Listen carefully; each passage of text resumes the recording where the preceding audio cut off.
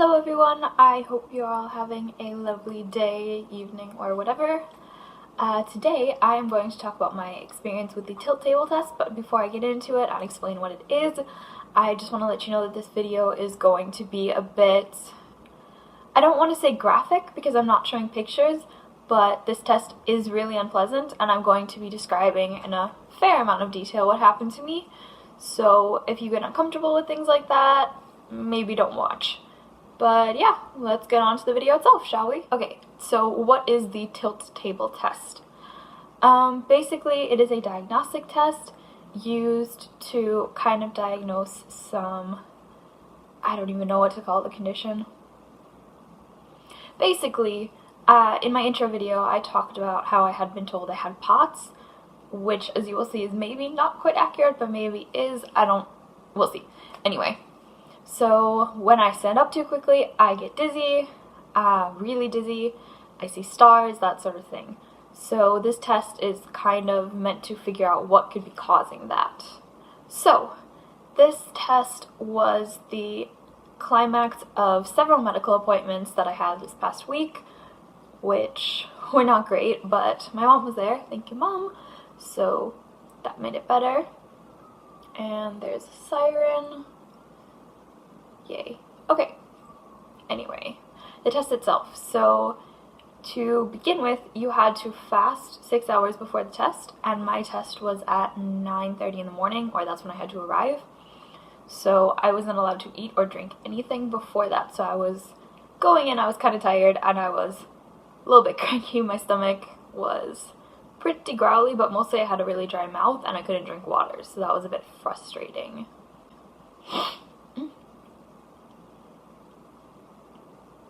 So, we had been told to arrive at the hospital at 9:30, but then the test itself had a period of about 4 hours blocked out, so I was a bit concerned, as in what's going to take so long.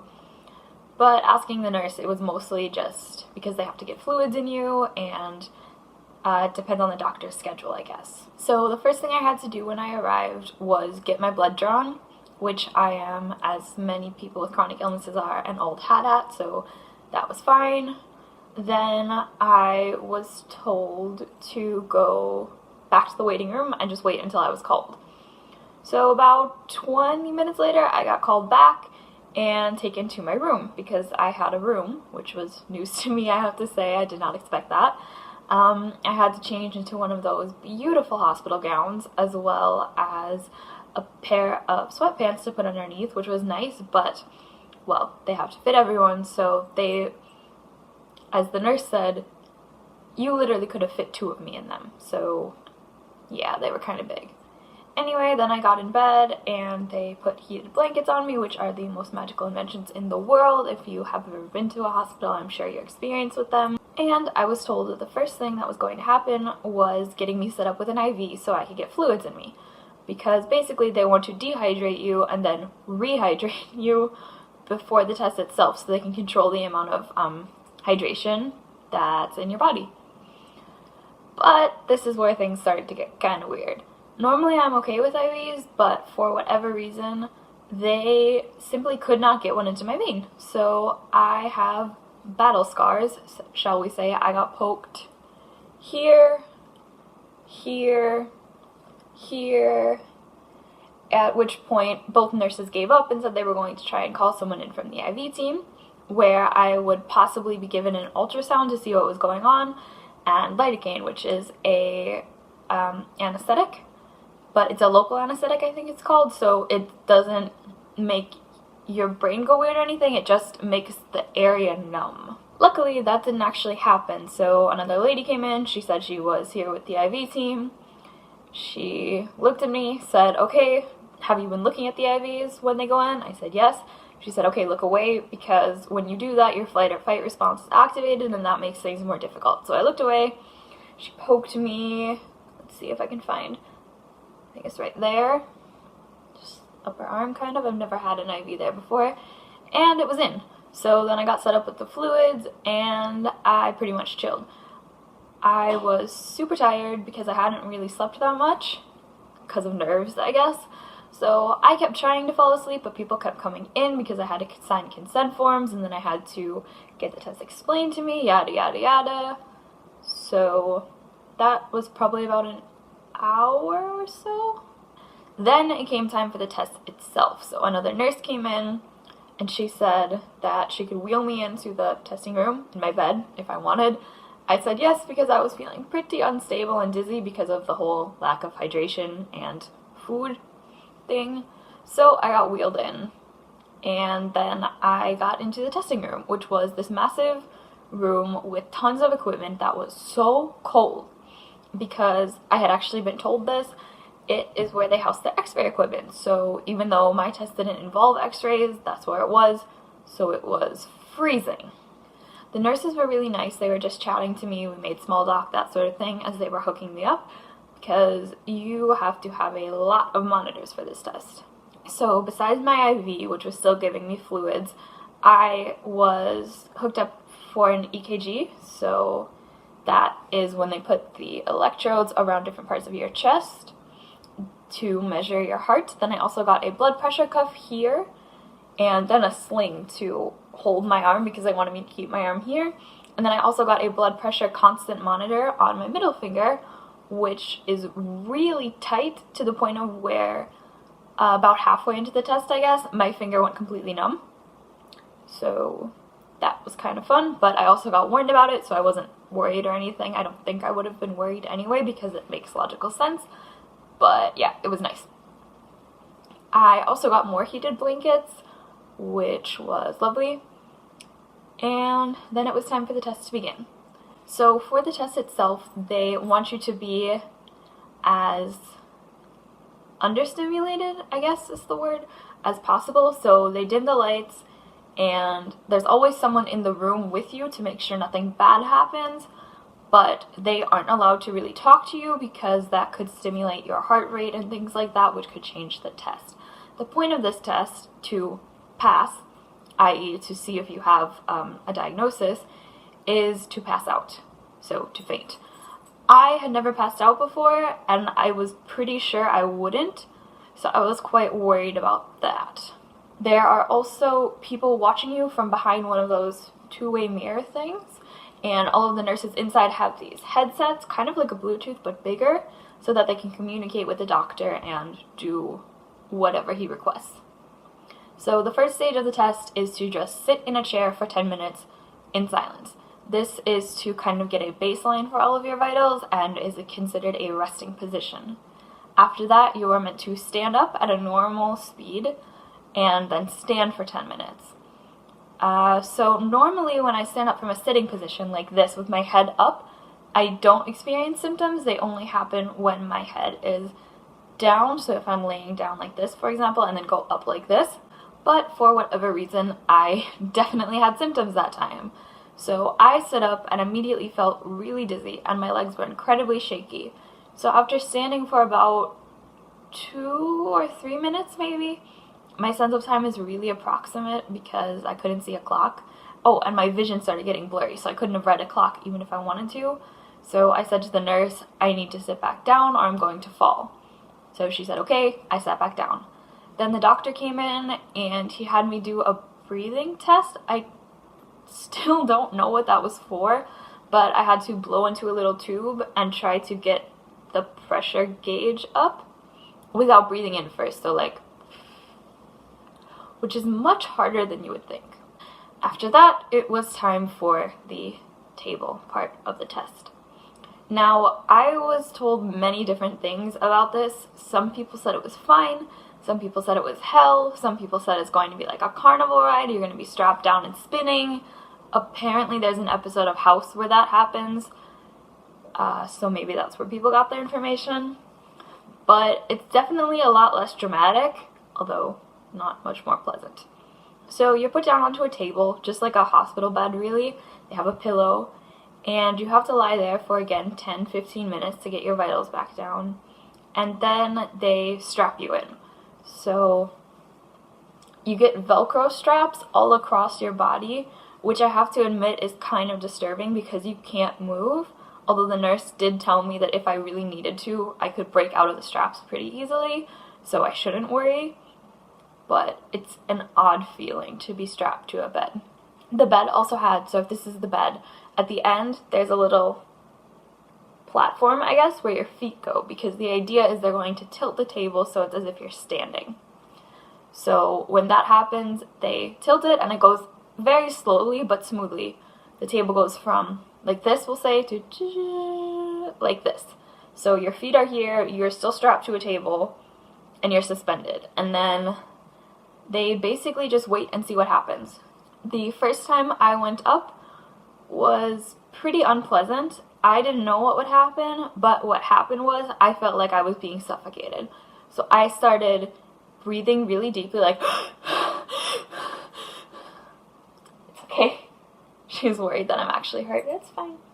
So yeah, I was breathing really heavily. I started to feel really nauseous, and I started seeing spots before my eyes, so then I started to think, oh my gosh, I'm actually going to faint. I did not faint. However, I did also start coughing a lot, and this was all noted by the nurse who was telling the doctor into his little earpiece, which was kind of weird because I would tell him stuff and he would just repeat it like, I can't breathe, she can't breathe, that sort of thing. I don't know how long I was up there because, to be honest, I was not focusing on time. I was just praying that I would pass out. But after some time of this, I got put back down, so we're here and go back down. And then they said, a different nurse came in, and they said they wanted to give me more fluids. So that's what they did. Obviously, my heart and blood pressure and everything was being recorded, but again, because they don't want you stimulated, I couldn't see any of this. But I'll tell you the results because I found them out, obviously. Anyway, so at this point, I started really retching, and I started to think I was going to vomit. But then I thought, well, there's nothing in my stomach to vomit, so I don't know what's going to happen. But I'm not going to imitate it, but I was retching a lot, and the nurse said, you know, it's okay, it's not the worst thing in the world if you throw up, it's fine. But I still felt really bad. And then he said, bless him, he was like, you know, if this keeps up, we have some really great anti-nausea medication that we can give you that is used for cancer patients. So I was like, okay, I know that stuff works. So I'm just retching away and waiting as they're trying to put fluids in me. I can't remember how much they wanted to put into me, but I think it was at least another bag, like a standard IV bag. Sorry, I'm not more specific. The whole thing is kind of a blur because I was really uncomfortable. So at this point, the male nurse left and the female nurse came back in. And she was so nice. She was like patting me on the head and she kept saying how sorry she was that they were making me feel sick. And I kept saying, you know, it's fine, it's fine, it's fine. So I was trying to comfort her and then I would throw up. And I'd be like, it's fine, it's fine. So that went on for some time. And then she says, okay, I'm really sorry, but they want to tilt you again. So in my head, I'm just like, oh my God, please don't make me do it again. But we did. So we go back up. And immediately the same thing happens. I can't breathe. I start really retching like this. At this point, I thought I'm definitely 100% going to throw up. I was so dizzy. My legs were shaking uncontrollably. So I thought I was going to fall, but then I remembered I am literally strapped to a table, so that's kind of impossible. And the spots came back. And at this point, I just kept thinking, please, please let me pass out. I need this to stop. Please, please let me pass out. Just pass out, just pass out. Fortunately, you cannot control that, so I did not. But I did get put back down, and then they just had some more rest time, so I'm vomiting again. And the nurse is saying, you know, I'm really sorry, it's okay, you're done. At which point I said, are they going to give me any drugs? Because I had been told that if you don't pass out, they'll give you some type of drug to kind of help get that going. And she said, no, it's fine.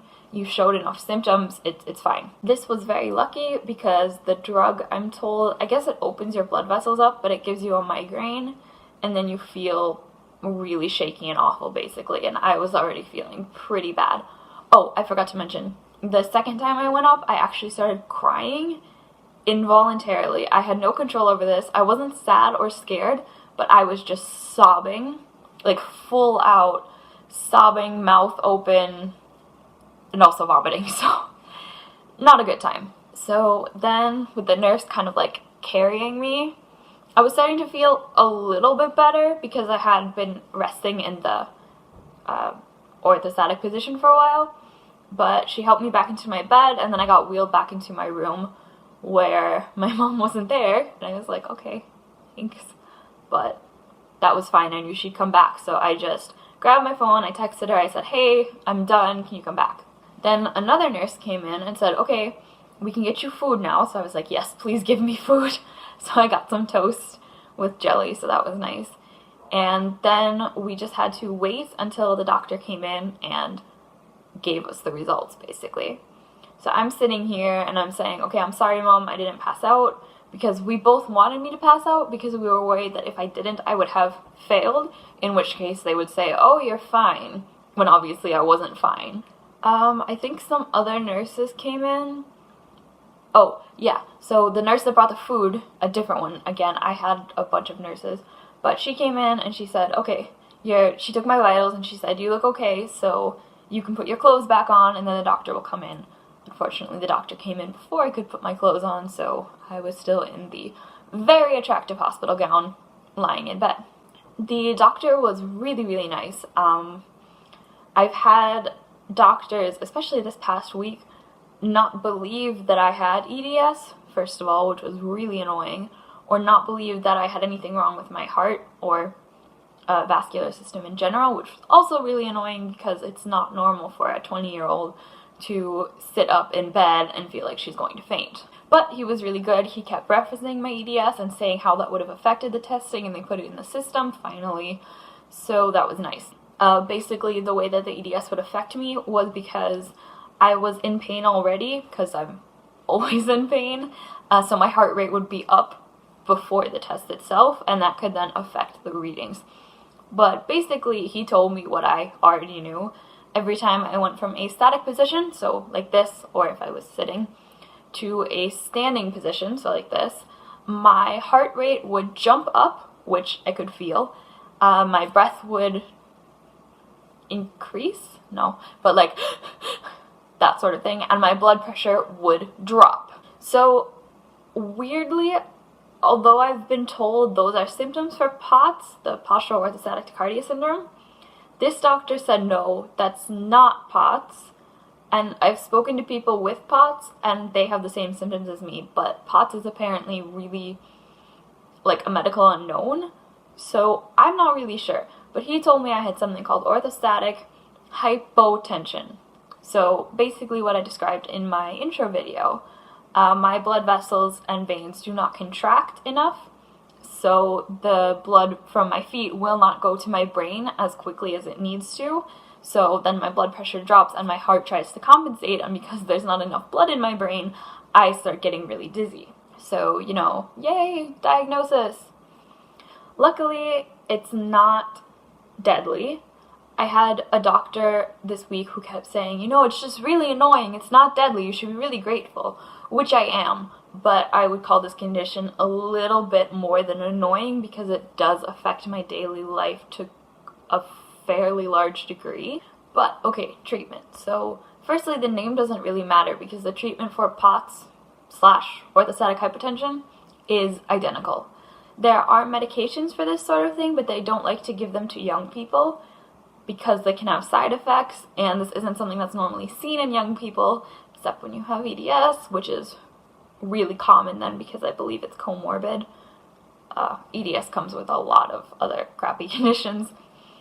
But, so the treatment is fairly simple, and I actually brought my things to show you how I am to manage it. First, this is my lovely water bottle. It has sprinkles on it, if you can see. I actually bought this before my diagnosis and before the test, but that doesn't matter because it's cool. So the main thing that I'm supposed to do is drink Pedialyte and water. If you don't know, Pedialyte is a drink that is meant to give you extra electrolytes and sodium, like Gatorade, although this doctor doesn't like Gatorade because it also has a lot of sugar and calories, which obviously isn't great for you, so Pedialyte. I mix it in a 50-50 Pedialyte to water, and I am meant to drink 50 milligrams of Pedialyte water concoction per day, so that's 4 of these. This is bigger than my head. Actually, it's about the size of my head and neck. So that's a lot. I actually have it programmed into my phone to say, okay, at this time in the day, you should be starting bottle 2. I actually have to start bottle 4 when I'm finished with this. It doesn't taste terrible, but it tastes weird. So I have only tried the strawberry flavor so far, and it basically tastes like if you took strawberry jello and watered it down and made it a liquid. It does taste better cold, but it's not, when you drink it and you're thirsty, it's not as refreshing as something like water, and it's also really, really sweet. Like, I feel tingling in my jaw when I drink it because it's so sweet. So the first day of getting it down was hard. Today, I'm pretty good at it, I guess. I don't enjoy it, but it's getting easier because when I first tried it, I actually gagged. But yeah, so hopefully over time it will be easier and easier to get down. Secondly, salt. A lot of doctors will tell you to avoid sodium, which is true for most people, but not for me. Sodium keeps fluid in your body, so people with hypertension, which is the opposite of what I have, need to go on low sodium diets. But for people like me, we need more sodium because our bodies don't hold enough fluid, which makes us dehydrated and then doesn't condense the blood vessels like I mentioned. So I'm supposed to put salt on all of my food, or at least a lot of it. Number 3 is exercise. I'm meant to be exercising in general, but I also have specific exercises for this condition. One is called a standing exercise. Now, for people without this, it's going to sound silly. You put your heels 6 inches away from a wall and you lean on the wall and you stay there for 5 minutes, twice a day. That sounds easy, right? Not if you have this condition. I tried it today and I was shaking. I did not think I would be, but oh my god, it was really difficult. So basically you start with 5 minutes and then the next week you do 10 and you work your way up to 30, so you're doing an hour of standing a day. I also am meant to use this. This is an exercise band, and I am supposed to push my feet against it so that I can get the muscles in my legs stronger and more used to standing, I think.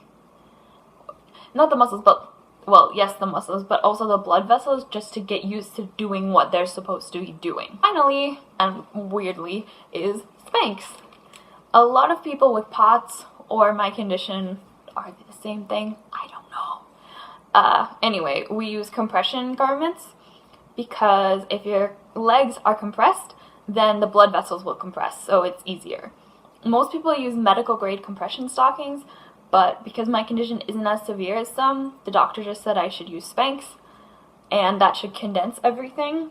I haven't tried them yet, so I'm not sure how much of a difference it'll make, but we will have to see. Anyway, that is my experience with the tilt table test, as well as my treatment for it. I hope you guys enjoyed it. I know it's kind of long and pretty medical, but I think it would definitely help people who are going into it to know that it's okay. You're not gonna die and it doesn't really hurt. It's not fun, but you'll live. And my dog is licking my arm. But yeah, thank you so much for watching and I will see you all soon. Bye!